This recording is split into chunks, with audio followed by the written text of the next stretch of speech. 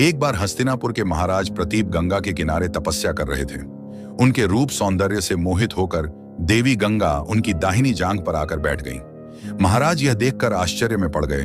तब गंगा ने कहा, हे राजन, मैं जाहनु आर्षि की पुत्री गंगा हूं और आपसे विवाह करने की अभिलाषा लेकर आपके पास आई हूं। इस पर महाराज प्रतीप बोले, गंगे, तुम मेरी दाहिनी जांघ पर बैठी हो।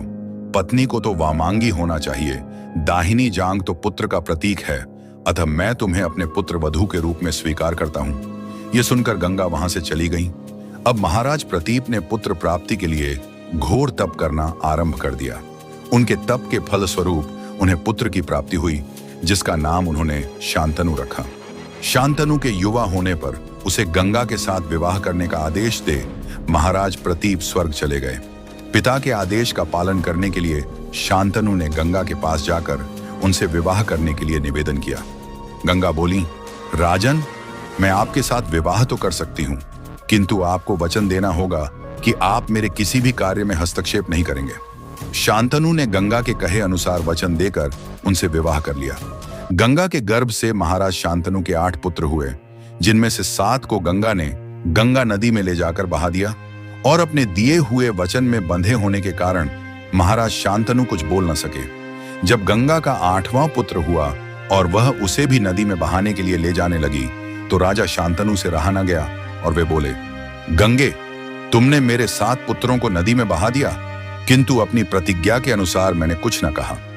अब तुम मेरे इस 8वें पुत्र को भी बहाने जा रही हो। मैं तुमसे प्रार्थना करता हूं कि कृपा करके इसे नदी में मत बहाओ।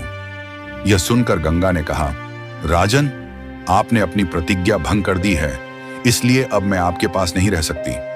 इतना कहकर गंगा अपने पुत्र के साथ अंतर्ध्यान हो गई। तत्पश्चात महाराज शांतनु ने 36 वर्ष ब्रह्मचर्य व्रत धारण करके व्यतीत कर दिए। फिर एक दिन उन्होंने गंगा के किनारे जाकर गंगा से कहा, गंगे, आज मेरी इच्छा उस बालक को देखने की हो रही है जिसे तुम अपने साथ ले गई थी। गंगा एक सुंदर स्त्री के रूप में उस बालक के साथ प्रकट हो गईं और बोली, राजन, यह आपका पुत्र है तथा इसका नाम देवव्रत है, इसे ग्रहण करो। यह पराक्रमी होने के साथ विद्वान भी होगा। अस्त्र विद्या में यह परशुराम के समान होगा।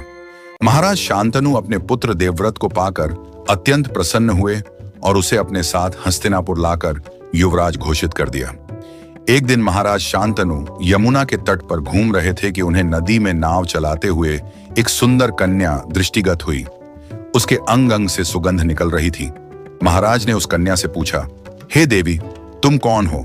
कन्या ने बताया, महाराज, मेरा नाम सत्यवती है और मैं निषाद कन्या हूं। महाराज उसके रूप यौवन पर रींझ कर तत्काल उसके पिता के पास पहुंचे और सत्यवती के साथ अपने विवाह का प्रस्ताव किया। इस पर ढीमवर निषाद बोला, राजन, मुझे अपनी कन्या का आपके साथ विवाह करने में कोई आपत्ति नहीं है, परंतु आपको मेरी कन्या के गर्भ से उत्पन्न पुत्र को ही अपने राज्य का उत्तराधिकारी बनाना होगा। निषाद के इन वचनों को सुनकर महाराज शांतनु चुपचाप हस्तिनापुर लौट आए। सत्यवती के वियोग में महाराज शांतनु व्याकुल रहने लगे। उनका शरीर दुर्बल होने लगा। महाराज की इस दशा को देखकर देवव्रत को बड़ी चिंता हुई। जब उन्हें मंत्रियों के द्वारा पिता की इस प्रकार की दशा होने का कारण ज्ञात हुआ, तो वे तत्काल समस्त मंत्रियों के साथ निषाद के घर जा पहुंचे और उन्होंने निषाद से कहा, हे निषाद, आप सहर्ष अपनी पुत्री सत्यवती का विवाह मेरे पिता शांतनु के साथ कर दें। मैं आपको वचन देता हूं कि आपकी पुत्री के गर्भ से जो बालक जन्म लेगा वही राज्य का उत्तराधिकारी होगा। कालांतर में मेरी कोई संतान आपकी पुत्री के संतान का अधिकार छीन न पाए, इस कारण से मैं प्रतिज्ञा करता हूं कि मैं आजन्म अविवाहित रहूंगा। उनकी इस प्रतिज्ञा को सुनकर निषाद ने हाथ जोड़कर कहा, हे देवव्रत, आपकी ये प्रतिज्ञा अभूतपूर्व है।